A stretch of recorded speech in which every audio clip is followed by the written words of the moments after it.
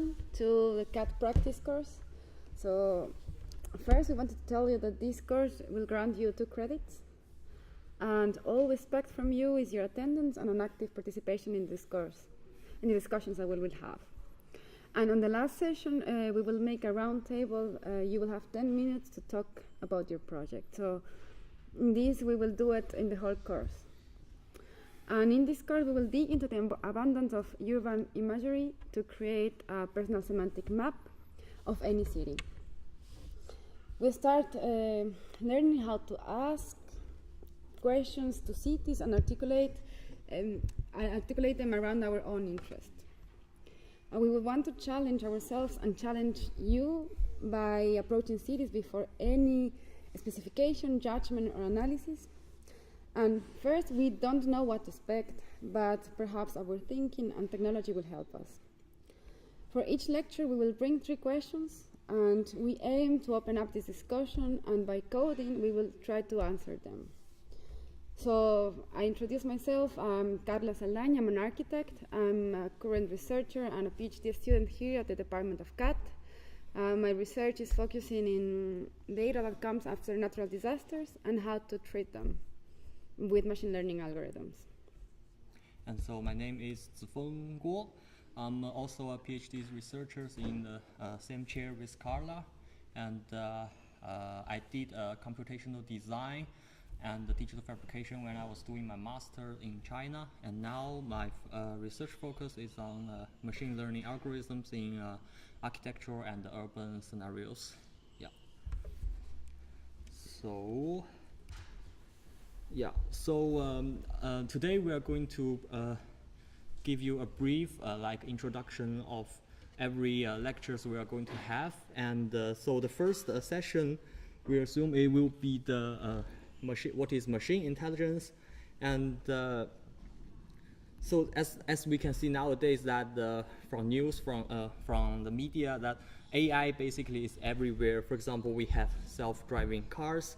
We have AlphaGo that already outperforms the best human players, and also we have this girl. She's an avatar, and she has her own Instagram account. So with all this, and we would like to, of course, in the next week, we would like to start our lecture by introducing what exactly machine intelligence is, because everybody says that this is like a magic, this is powerful. So the first topic we will go into is exactly what machine intelligence is, and to do this, we will reflect several topics around, such as what's the difference between machine intelligence and human intelligence. What are those so-called words? Machine learning, deep learning, neural network, convolutional neural network. What are they? And what are the prediction, classification, localization, and segmentation? What are these things means? So in addition, we will focus more on a conceptual level, conceptual understanding of these things, but not technical details how these things actually work. So I believe that we can understand this without too much knowledge on mathematics or computer science. I believe we can do that, and please don't scare about these buzzwords, because yeah, I'm pretty sure we will explain them very clearly and very in an understandable way. So yeah, and within one lecture you will know them all. Yeah. So you don't need to have a previous knowledge of coding or anything, because we will guide you through all of these buzzwords and you will know them. So of course you will need your laptop, because we will do a little bit of coding, yep, not from scratch, but we will give you code. So this is the first lecture. For the next one we will need we will set the tables and you will bring your computers. Yep. And so before going to the introduction for the following sessions, we would like to ask our first question that in order to create a context of the following discussion, that why urban? So obviously all of us living in the city, and our from every perspective of view that our lives are deeply like rooted with the cities. And if we see a little bit more wide, if we expand our sight, that we can see that nowadays more than half of the world's population are now lives in the cities, and this is stated by UN in 2007. So basically, cities are more and more important to our lives, and we can say that we now live in a urban planet. Yeah. So therefore, our main curious is about what exactly happens in the cities and how we can see cities in a different way, like without the predefining the how we are going to judge the cities or how we are going to analyze the cities, like how the technologies bring us a new perspective of looking cities. Yeah. And I think everybody have now realized that in the urban environment, with the growing popularity of, for example, Internet of Things, big data, social media, and sensor deployment, that every day there are huge amount of data being created by both people and sensors itself. And many of these data can be accessed from internet. For example, we have like Google Maps, Google Street View, information from social media, from news, everything is accessible now. Yeah, and we call this huge amount of data like urban data stream, and the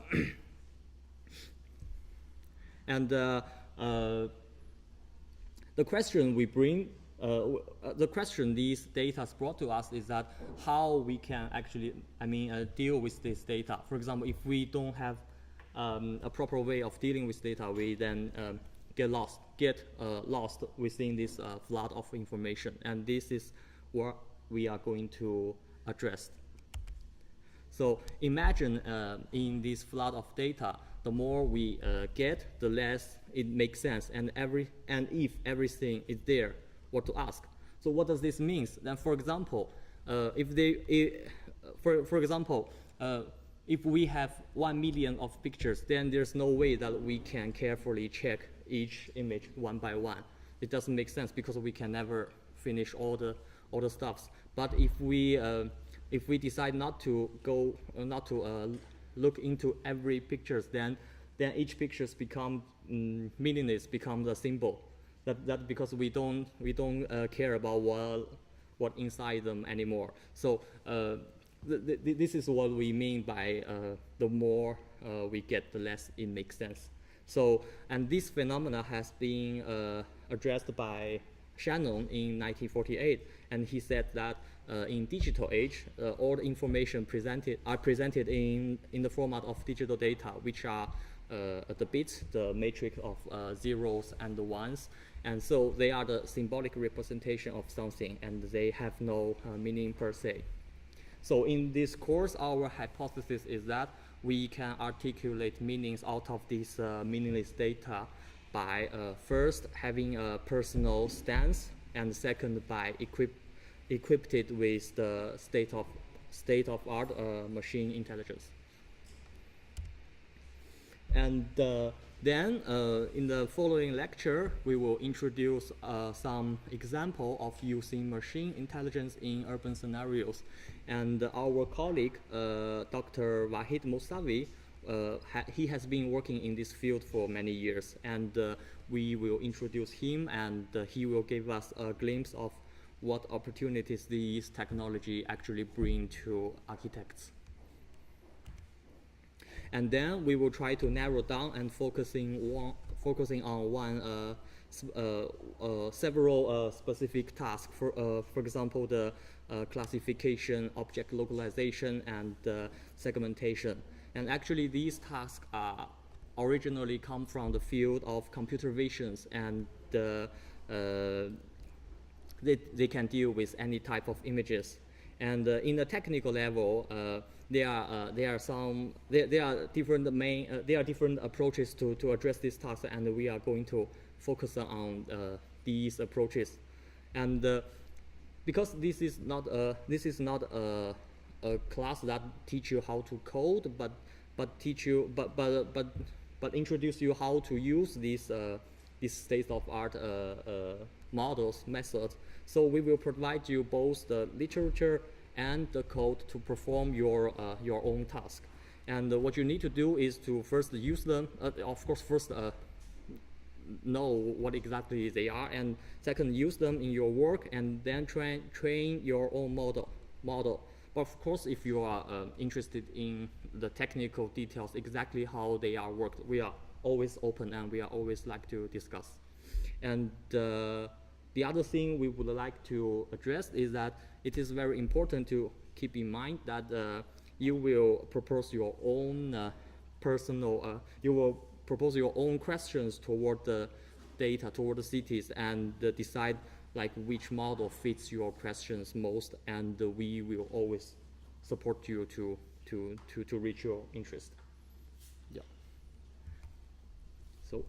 Yeah. So and from being able to get anything from anything, we start asking the question on how we can make cities meaningful. So we have this quote by William James in 1902. He said, but the one thing that has accounted so far in philosophy is that a man should see things, see them straight in his own peculiar way. So by projecting our intentionality on top of this meaningless data, we can get out of the generic, out of this flood of information. So in this course, we will guide you towards one approach that intends to present your vision of the city on top of what is being there. So our hypothesis is that we can read semantically a city and project this into a map, turning this map into a semantic map. Therefore, we would like first introduce you what is semantic and what is map. So in order to do so, we went into the roots of semantics. So from the Greek semantikos, semantics means significant, to show by a sign, to signify, to point out. So we will invite you to find your signs of any city. And in order to render what signifies for you, we will use a map. So from the medieval Latin, that always comes mappa mundi, which is the map of the world. And mappas means a napkin, a cloth, a flag, and mundi means the universe. We would like to introduce you, or we would like you to think that you could create your world. You could define what is a world for you. So you could choose a neighbor, some blocks, a city. Whatever you decide is your world at that time. What it matters now is the way you look at the city and the way you cut the city. So you define your frame of reference. And here we will just show you a little bit of examples of what is a semantic map, so how we understand this concept. So here is an example from Eric Fisher. He presents a touristic map of London that has been traced without any previous knowledge of a street or the city itself. So he collects images from Flickr, having only their position and times, and he could detect areas where where are touristic interests. So for example, he found out that the locals take pictures in longer period of time, and the tourists take a lot of pictures in a short period of time. So he defined by this rule where are the touristic spots here in London. So without even know what London is, or without knowing what a street or a house is, he was able to draw a map that we call a semantic map. So here's another example. This is a project that is called the livelihoods. So here we can identify some soft factors of the city. Like, for example, we can start talking about moods, lifestyle.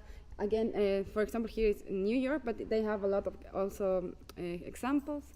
And we are not talking anymore about administrative divisions. We are talking about the people that like to gather together, what they do. They go to coffees, they go to the cinema. So it's not, again, about neighbors, but this is talking what they like to do. So they use data from Twitter and the check-ins in Foursquare, and they were able to discover these hidden structures of the city. Yeah, you could also here, you will see it here. If you want to see it on detail, you can go to this web page. This, for example, is another example. Yeah, this is another example.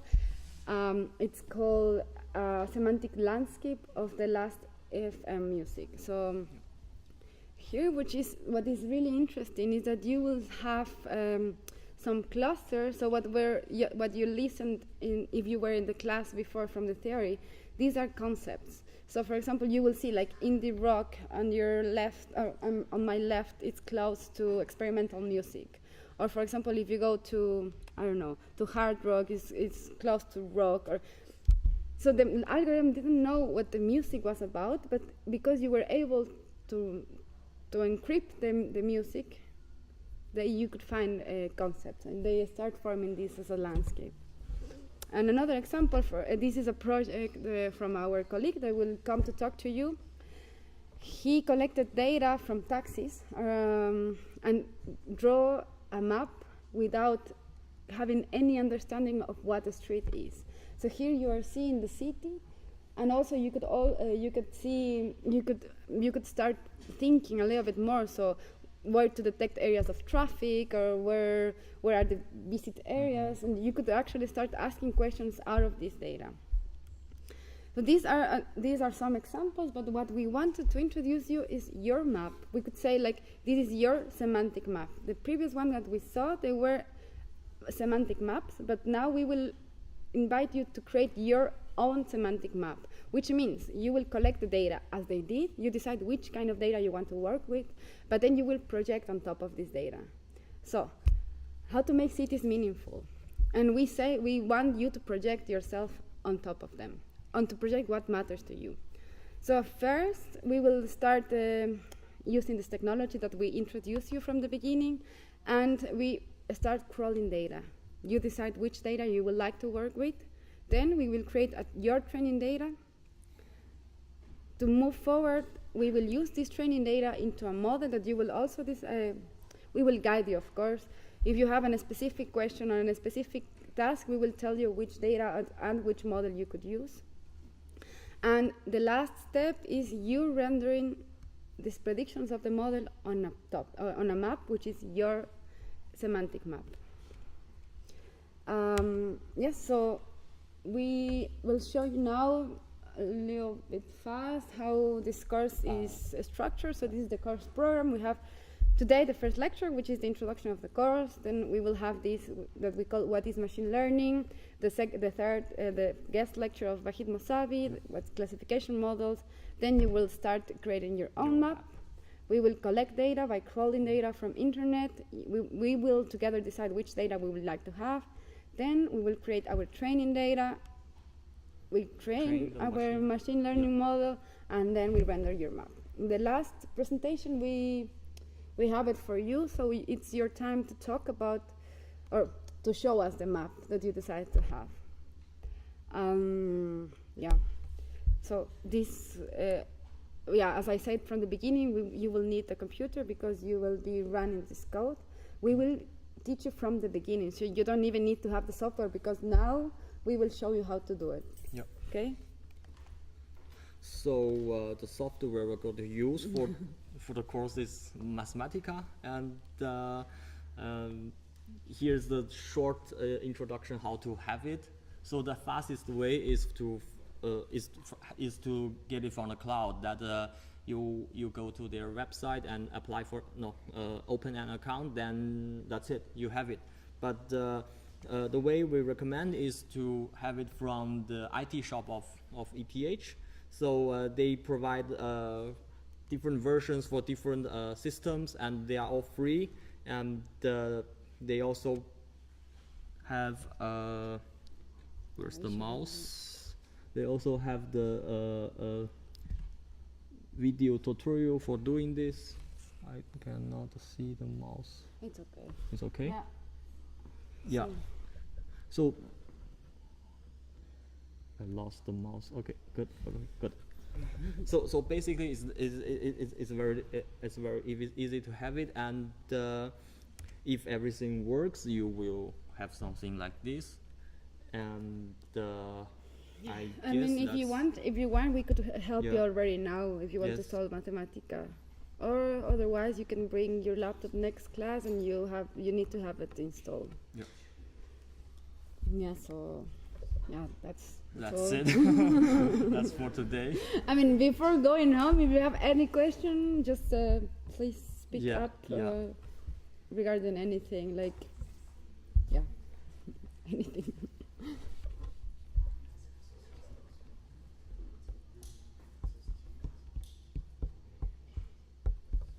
No? Okay. So thank you, and we'll see each other next week. Thank you.